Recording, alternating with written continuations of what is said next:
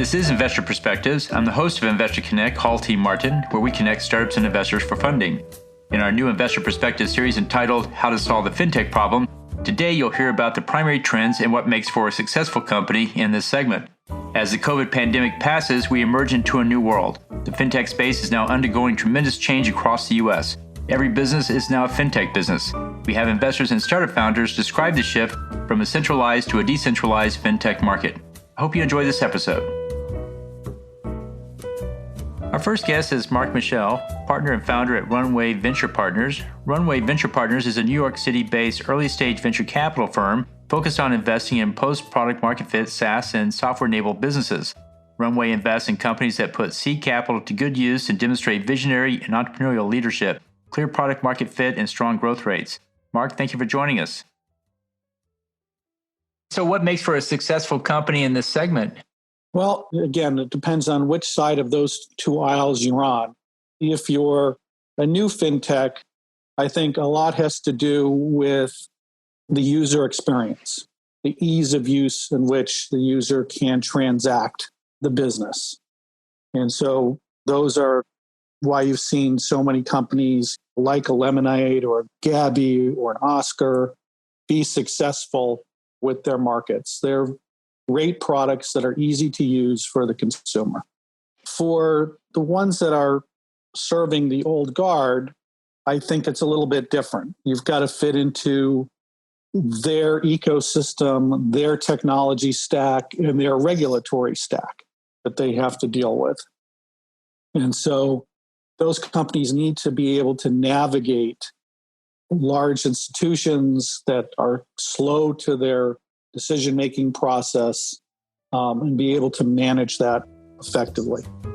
Our next guest is Matt Oguz, Chief Investment Officer at Iris Family Office and founding partner at Venture Science. Venture Science is a growth stage investment firm located in San Francisco. The firm is best known for its use of quantitative decision principles such as stochastic finance, multi-factor analysis, and venture capital. Matt, thank you for joining us again.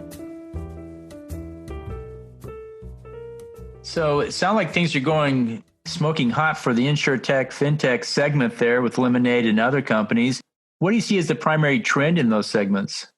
Well, I mean, those segments, they haven't been renewed. I mean, it's similar to the highways that we ride our cars on. I mean, it was built in the 50s and nothing has been renewed. I mean, the old model of calling your grandpa's insurance broker, who I'm sure is a wonderful fella, but today, at the age of mobile devices and high-speed connectivity, these companies are really capitalizing on the usage pattern of the new customers in insurance. So, for example, let's take Lemonade as an example.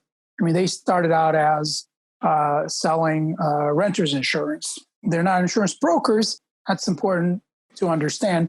They actually sell their own insurance products, or they're an insurance company. So they are selling renters insurance. They also sell homeowners insurance and a few other products too. But what's interesting is in that it's very easy to sign up and purchase your renters insurance. And if you're a renter, especially in a city like New York City, where real estate prices are extremely high and many people are renting every single day, landlords require renters insurance. And so I forget what that number was, but they own a significant percentage of the renters insurance market in New York City. Now, something interesting there to understand is that, while people are saying, well, the fundamentals behind the company, the stock price versus, the earnings and then the losses and multiples too high and this and that.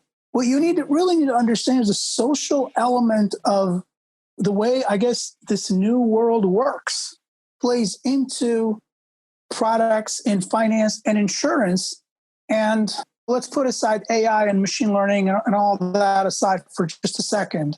But the social element plays into how these new products evolve in the marketplace and how these new companies emerge, how they grow, and what they end up becoming eventually. So, for example, if you have such a large footprint in a city like New York City, which is also a home to many hedge funds, many investment banks, most of the money in the financial system goes through New York City one way or the other.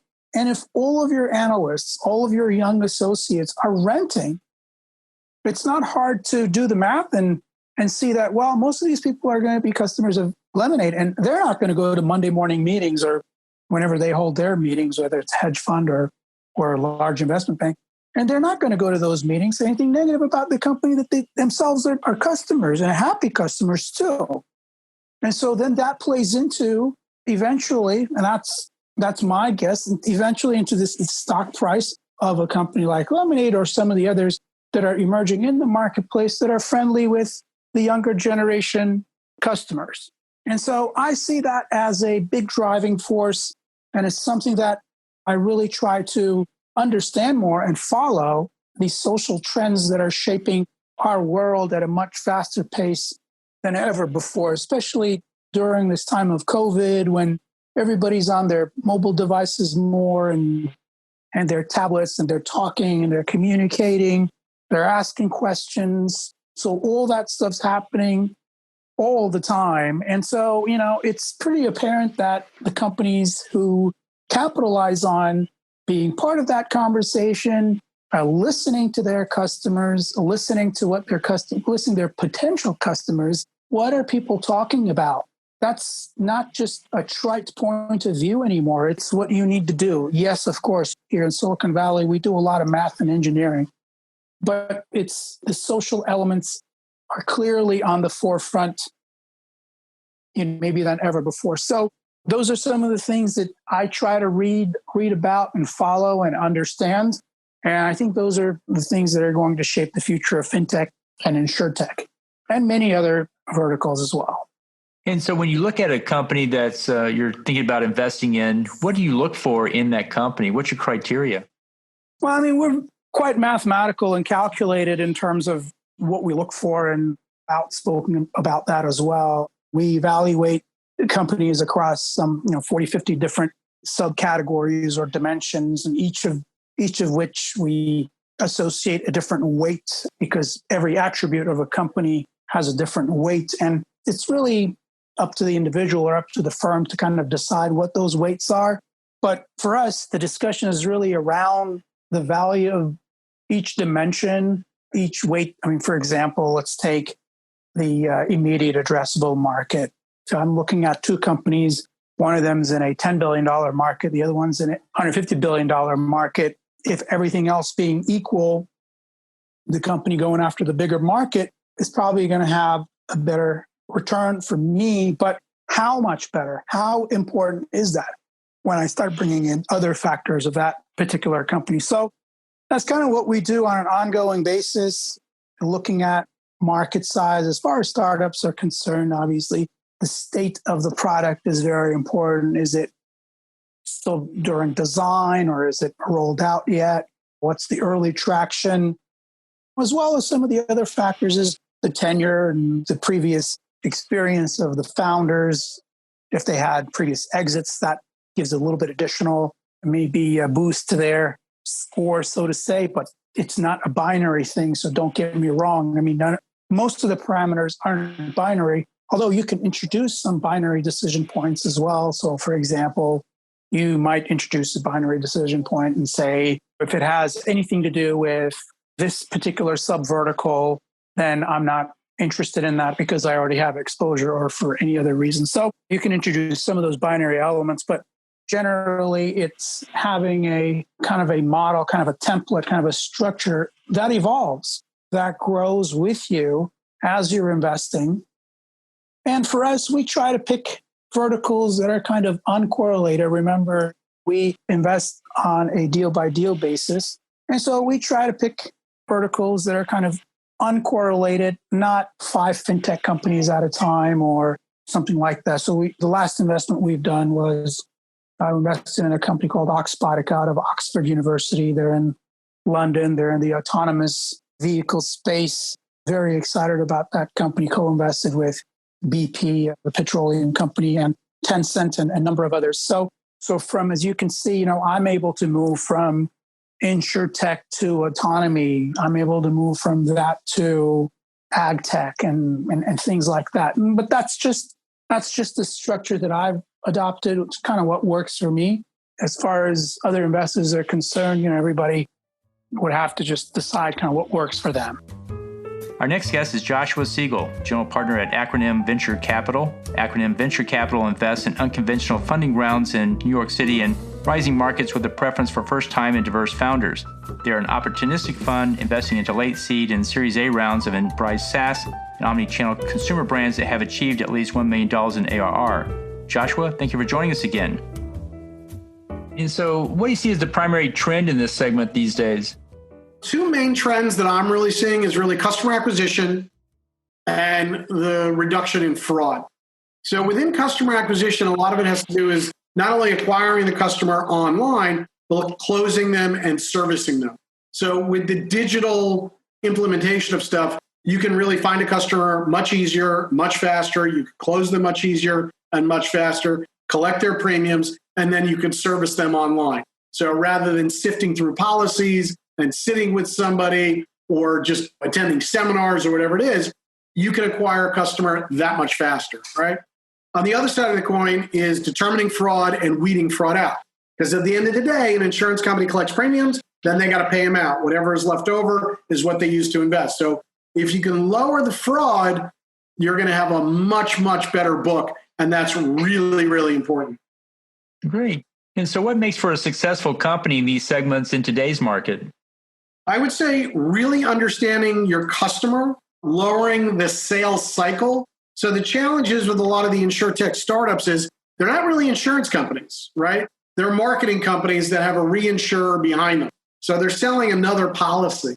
So they have to get that sales cycle for either a consumer or a business really, really short and really tight on the cost to make sure that they are generating positive unit economics.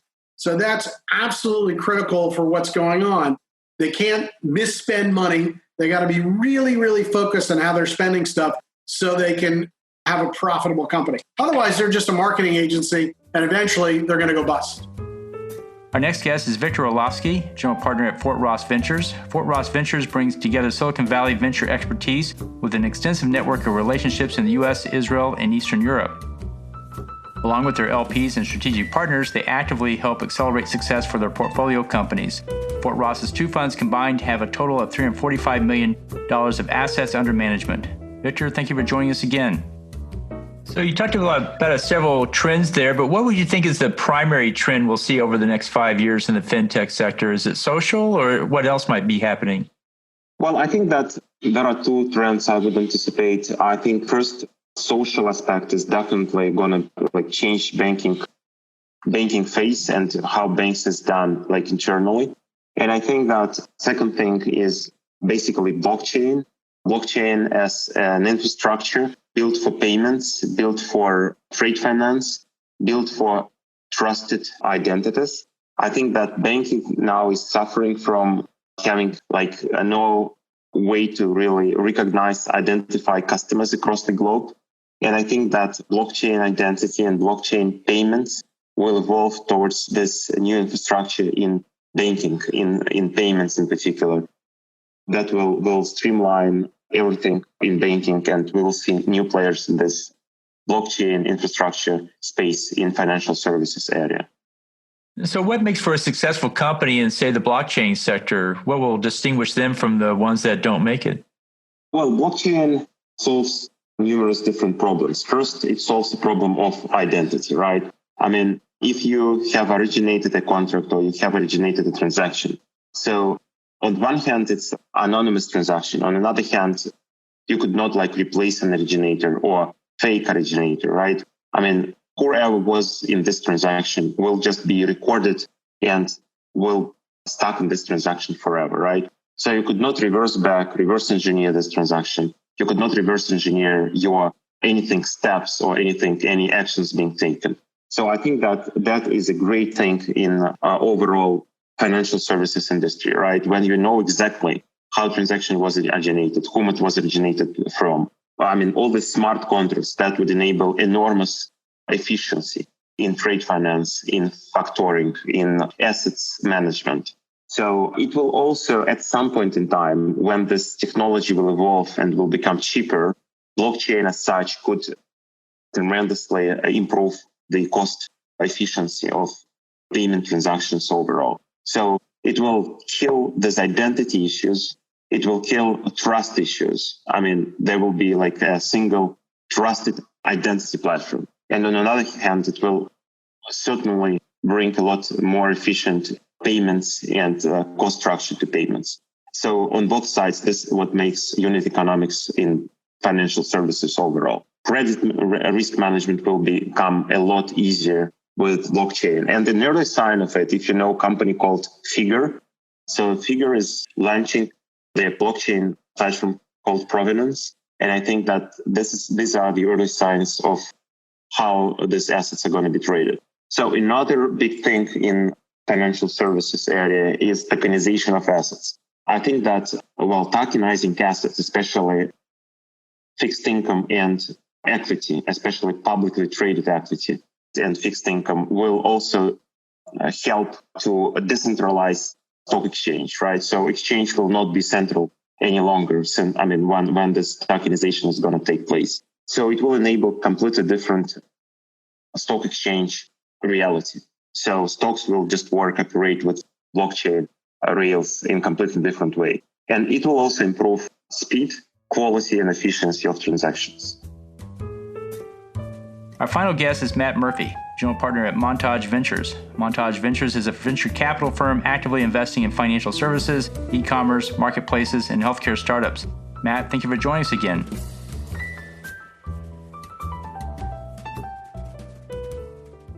So what do you think the primary trend will be coming up? So, I always like to look back, right, at kind of what the previous trends were to figure out where it's moving forward. As we look back to kind of phase one of the fintech revolution, and we're not going to go as far back as E-Trade because that was really the internet as the driving factor, but really looking at kind of the lending space, right? There was a large lending boom with companies like a Lending Club or an OnDeck that, really it was around access to capital, right? Both for consumers as well as small businesses or even medium-sized companies, that a lot of the banks post 2008 really tightened up their lending strings. And so it made it hard for consumers or SMBs to access typical loans, right? That they had needed to run their business or needed to make ends meet in their life. And so the startups really came in and took advantage of that trend. And built some large lending platforms that we've seen today. I'd say kind of the next phase after that was really core product innovation, right? So that's the likes of your Chime banks coming in and innovating the core kind of banking stack, or Robinhood innovating the core brokerage stack. And so the core product innovation, we've also seen in the insurance space, right? Where companies are coming in like a Hippo and rethinking the core components of the insurance policy for your home to make sure that it's relevant today, right? Versus, actuarial tables that could be 30 to 40 years old.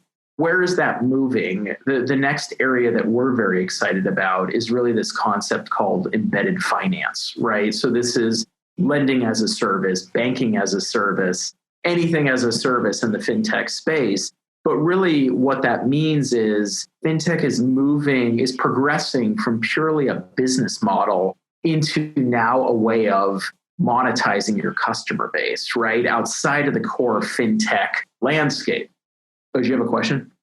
No, I've heard the phrase, every company is now a fintech company. So yeah. And, it's Andreessen Horowitz came out with the idea of software is eating the world. I'd argue now fintech is eating the world going forward. But what's interesting to kind of break this trend down further, right, is you look at communities or just even various platforms, right, that didn't charge customers for access, right? So in the 2000s, that was really all about monetizing via ads. The 2010s, right, the companies that get built in that decade, really about monetizing their users via their data, right? So hence, Facebook to Robinhood, right, which is monetizing on data. We believe the 2020s are really going to be about monetizing your customers via financial products, right? And so that could vary from Apple launching a credit card in partnership with Goldman Sachs. It's interesting, the core technologies being used there was actually from one of our portfolio companies called Final, which Goldman purchased and then enabled as the core technology for the Apple Card. But you're even seeing Walmart, right, roll out financial services. Obviously, Amazon has financial services. Those are the large players, but this is going to scale down to a variety of different companies, right, that want to give their customers quicker access to the cash that's being earned, like Etsy, right, for example. If you're earning money in the marketplace or eBay, why not put that money directly into a bank account, right? And then link a card product so the money could get spent. So this core idea of embedded financial services, we think is kind of the next trend. And right now we're at an interesting point where the core fundamental layer to enable that as a technology is really getting established today. And it's in partnership with the financial institutions and the startups to enable this as the next trend. So what makes for a successful company in this segment today? So I'd say this is kind of core, like why should you start a company? It really comes down to, is there a real fundamental problem, right? A customer need that you are going to solve with your product or technology in a large enough market to really matter, right? If your market is $1 billion, it's okay, right? But even if you get 10% of that space, which is very hard to achieve, you're still only $100 million business, right? Whereas if you're going after a 50 billion, 500 billion, $1 trillion space, like in the real estate segment, it's actually $1 trillion market, right? That folks are going after and tackling. And then you need to bring an innovative product to that market, right? To get consumer adoption and traction. And so I'd say that combination can really help create a great company. But at the end of the day, it's, you need a great founder, a great team that is incredibly passionate and will work nonstop and drive innovation through to really create magic in a bottle, which is what you're looking for. Thank you for joining us today. As always, be sure to leave a review, subscribe to this podcast, and share it with others. Let's go start up something today.